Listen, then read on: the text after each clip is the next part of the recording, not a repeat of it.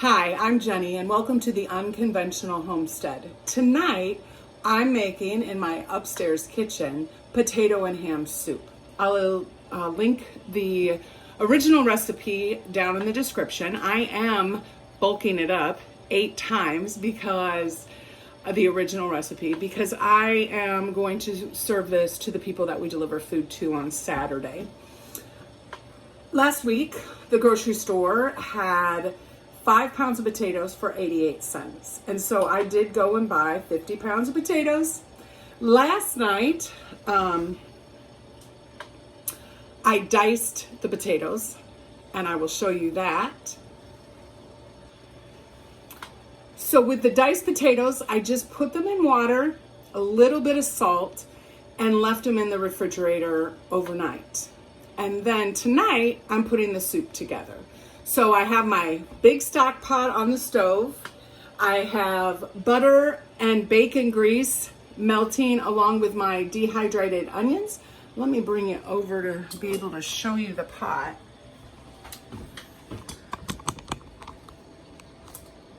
There we go. And the recipe, I like using wooden spoons when I'm cooking soup. So the recipe calls for putting the carrot, celery, onion, ham, and garlic in until the vegetables soften. I am not going to put the ham in. It's already cooked. It was donated to me. But I will put the celery, which was previously frozen, I have in my freezer. I canned some next year when this is gone. When I buy bulk celery, I will be freeze drying it, and then it'll take just a lot less room.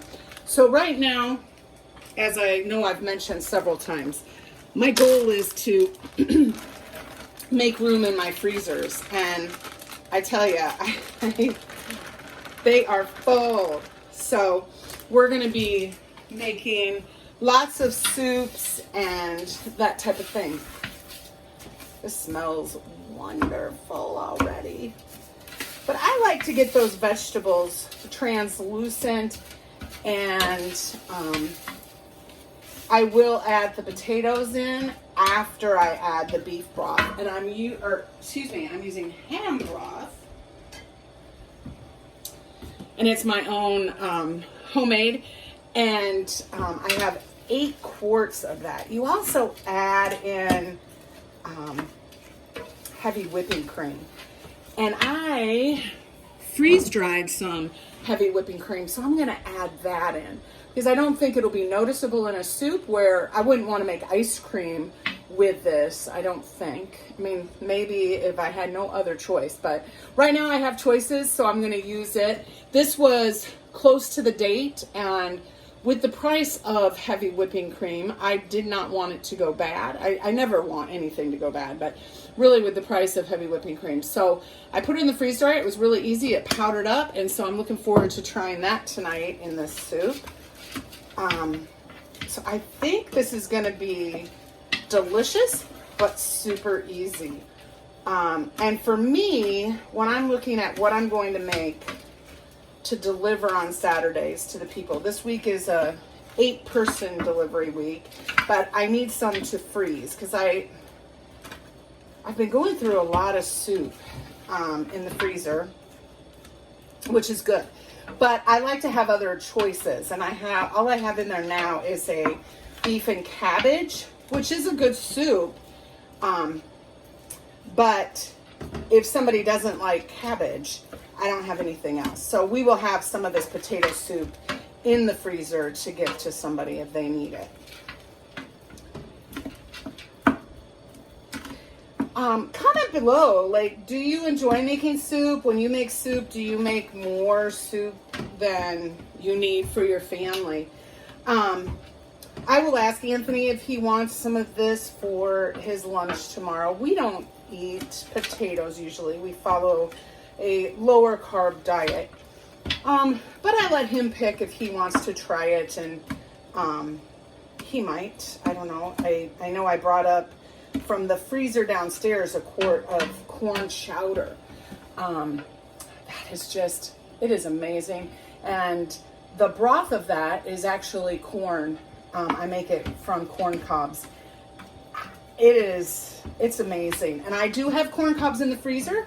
So if you'd like to see how I make my corn cob broth, that is my Instapot for telling me that the rice is done steaming. We're going to be making a stuffed pepper soup tomorrow night, and I will tape that for you. That is probably one of the favorites. I've made it for a long time, and but what I like to do is get everything ready the night before I make soup, so then I can just pretty much dump and go. So I'm getting that rice ready. I'll let it cool, and then I will put it in a Ziploc bag. Make sure I label it, because otherwise I'll forget. And I will have it ready for tomorrow night, and I can just dump. The ground beef's already browned. The peppers are diced and in the freezer, so I am getting 2 things out of the freezer for that as well. So pretty excited. So anyway, that's what the BP was.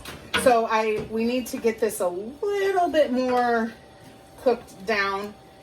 And then the next thing the recipe has is I'm going to put in some flour into this. And again, I'm not going to tell you how much. I'll put in my 8 times the recipe as well, but it certainly is a much more manageable. It's 1.5 pounds of potatoes. I did 10 pounds. Why I did 8 is because that was 2 bags of those potatoes that I bought at the store for 88 cents for each 5 pounds. So it was a really good deal. And for this, the ham I have already cut up waiting here was all ham that was given to me. So really, I have not, other than the 10 pounds of potatoes, everything else was from my pantry or given to me. The heavy whipping cream is, I saved it. The broth is from my pantry. The carrots, the celery are from the freezer. The onion, I've started using dehydrated onions, so that's from my pantry. And yeah, so I'll have to grab flour from the pantry. So this is a pretty inexpensive week, but I think that they're gonna like it. I've never made a potato-based soup, so it'll be something different for them. But I think that'll be really good. So I'm gonna go grab the flour and I will bring you back. So now I'm gonna add in the potatoes. This was 10 pounds of peeled and diced potatoes, not tomatoes. I did tomatoes last night as well for salsa. I think my brain's getting a little fried.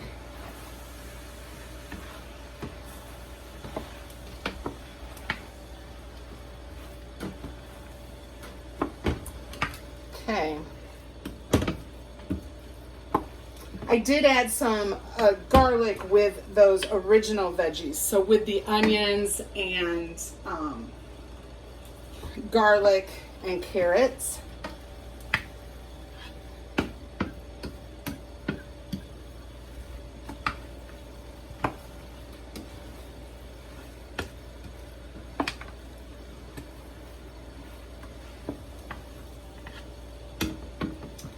I'm going to add the flour.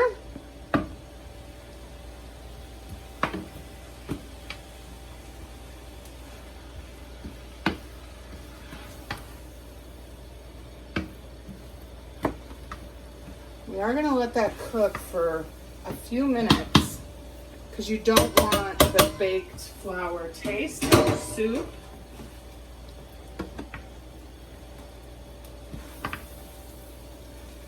I sure don't.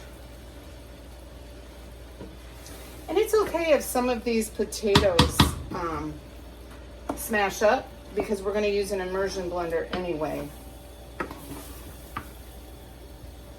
But you do want to stir on the bottom and make sure that it doesn't get stuck.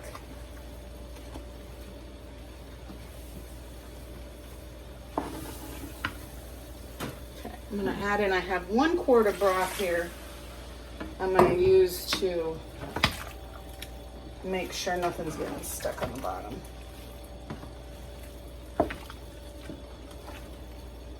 And then I'll pour in the rest of the broth. And you're supposed to add some water too, and I will. I don't want it to be too potent.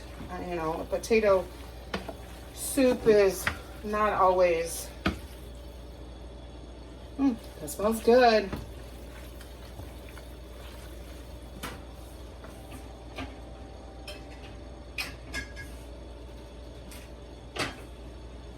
I'm gonna have some jars to wash.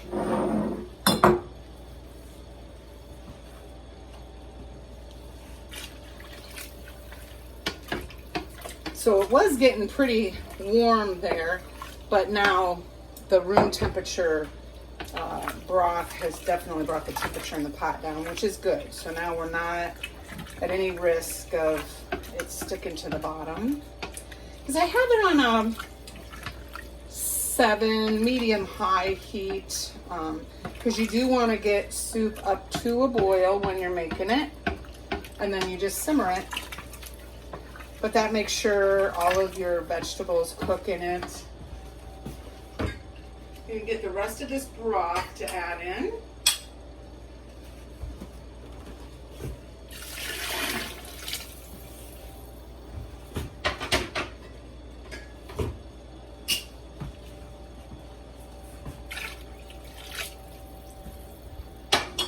So that was 6. And here's 7 and 8.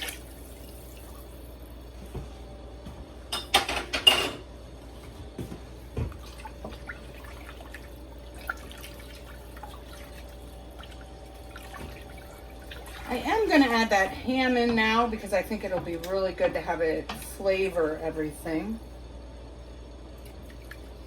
Smells good.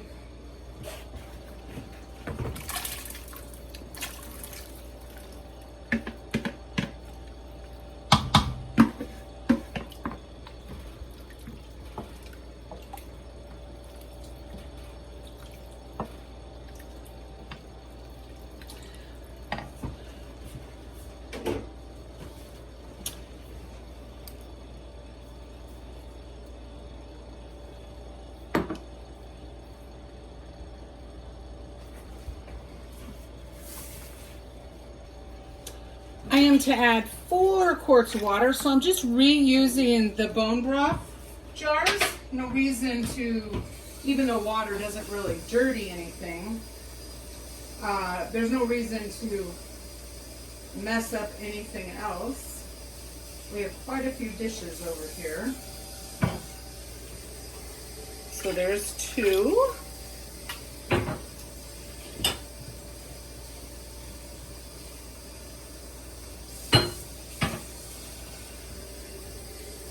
3,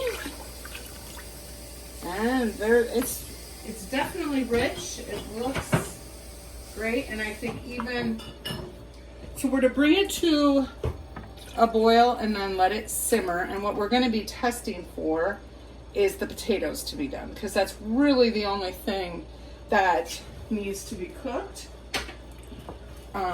Because the carrots and the celery were frozen, so once they were thawed, they were pretty soft, and that's what you don't want to bite into, a hard carrot in your soup, or a hard piece of celery, or a hard onion.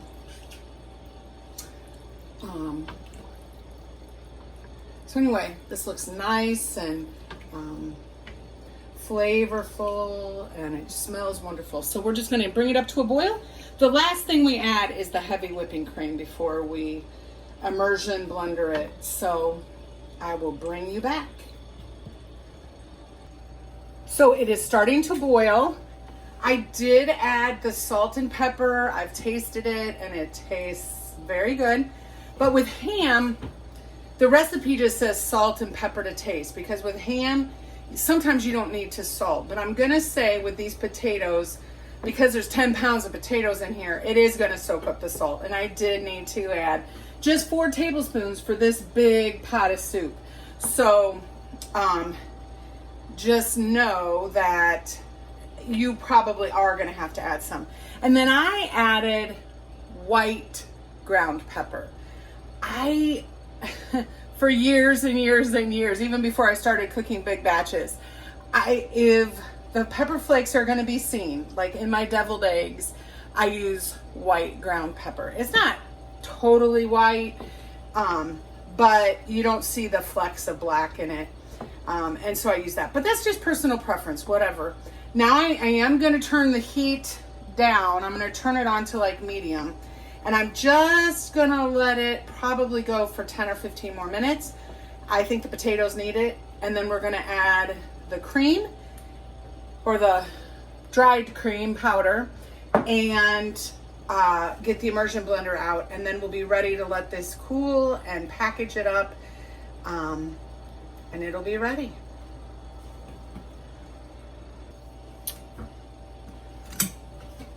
So the soup is smelling really good, but I wanted to show you. So I'm using a fork, and I've tested it now a few times, and it easily goes through the potatoes. So the soup is ready. So the first thing, I'm going to leave the heat on while I add in the heavy whipping cream. Whoops. Nothing like an extra Stay Dry pack. Oh, I might need to get a spoon to get that.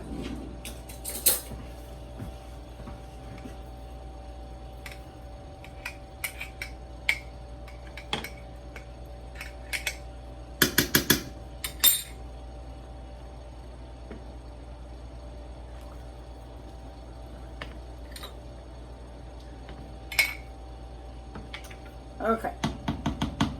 Wooden spoon out. My recipe that times 8 called for 4 cups of heavy whipping cream. So I have this, and then I do have some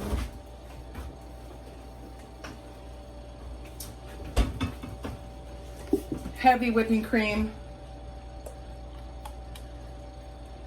that needs to be used up. So instead of putting it through the freeze dryer in 3 or 4 days, I'm going to add it to the soup. Let's see what this looks like.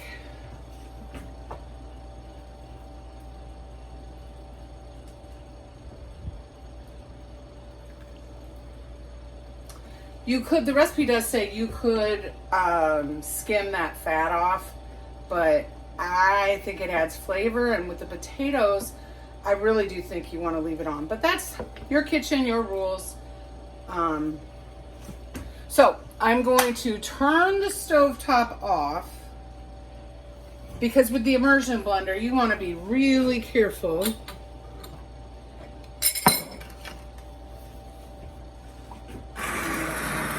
I'm not going to be able to get down to the bottom, which is good, because then I'll still have some potato pieces that won't get mashed up.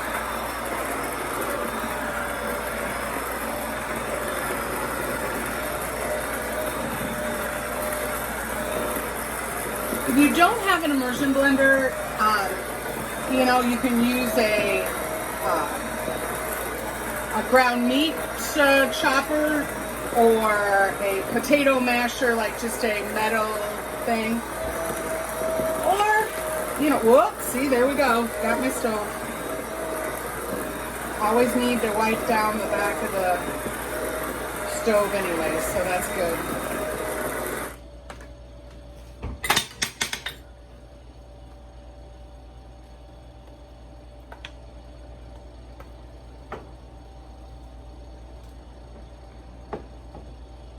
Oh, it's looking really good. I think that's enough for me, but you do it to your desired consistency.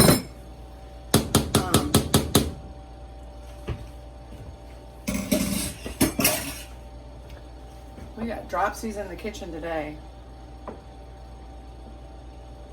I think this turned out wonderful for the first time for me making potato soup. I think that it will thicken up as it sits.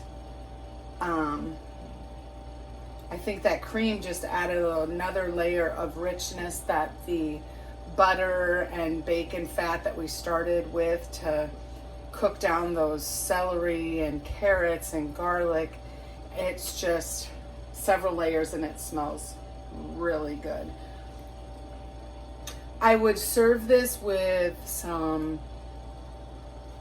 bread, or we're gonna have some seasoned crackers that we give the people with it. I am gonna give them a few bacon bits and some shredded cheese with it. I was gonna show you the bacon bits that I do.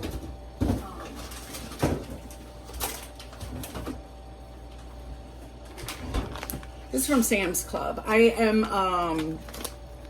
I only get a few things at Sam's Club, but this I believe is under $9, and it is 1.25 pounds of crumbles.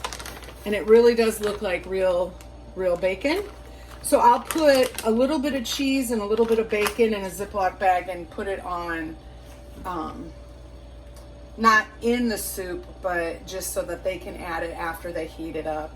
And it'll be like a baked potato, a loaded baked potato.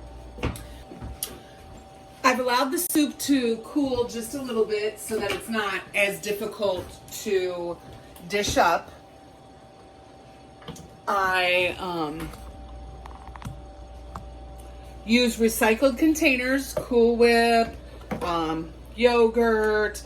I put a label on it and tell them like reheat, and they can garnish with the bacon and the cheese. These three are going to be frozen before they're delivered. I'll actually probably have a few more that will, but these are the ones that I have to have for people, specific people. So the three going in the freezer, I have their names on them so we know who they are, and I attach their little packet of stuff. I always have a few wet paper towels.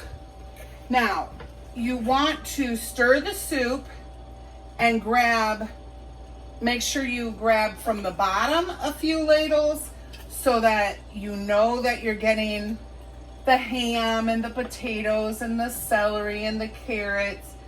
And then you can go from the top where it's mostly broth. Now, the three that are going right in the freezer, you are going to want to make sure, or well, I want to make sure, but if you're freezing yours, you want to make sure you have at least about 1 inch of headspace. So then I just use this to wipe. I'm not going to put the lids on. These are going to go out to my garage and they will cool there completely before I put the lids on.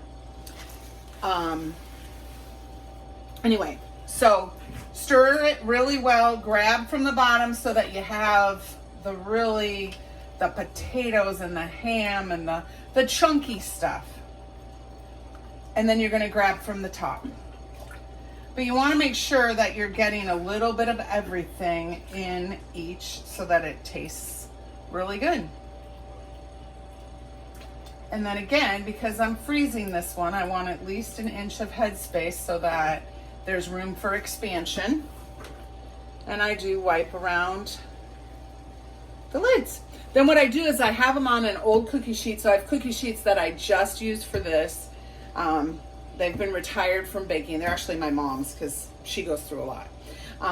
But then I put them out on my chest freezer in the garage when the temperature's cool enough, obviously, for them to be out there for a few hours to really just chill that. But I set them on inverted boxes so that there is airflow all the way around, and I found that is the best way to keep everything cool and keep the soup really nice.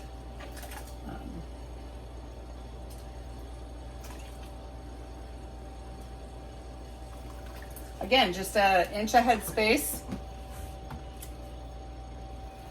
and I wipe the edge.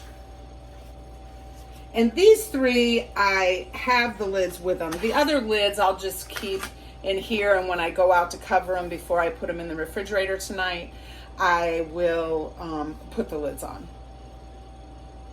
I hope that you'll try this potato and ham soup. I'll put the original recipe, then what I did, which ended up being 10 pounds of potatoes if you need to feed a crowd or want to put some in the freezer, because this will freeze really well.